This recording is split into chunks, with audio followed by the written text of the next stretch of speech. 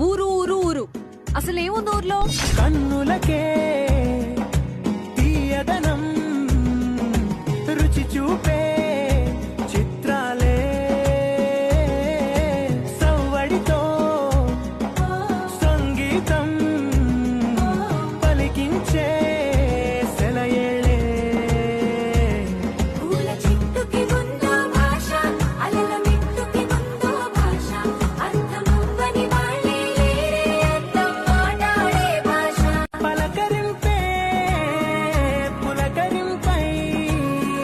పిలుపునిస్తే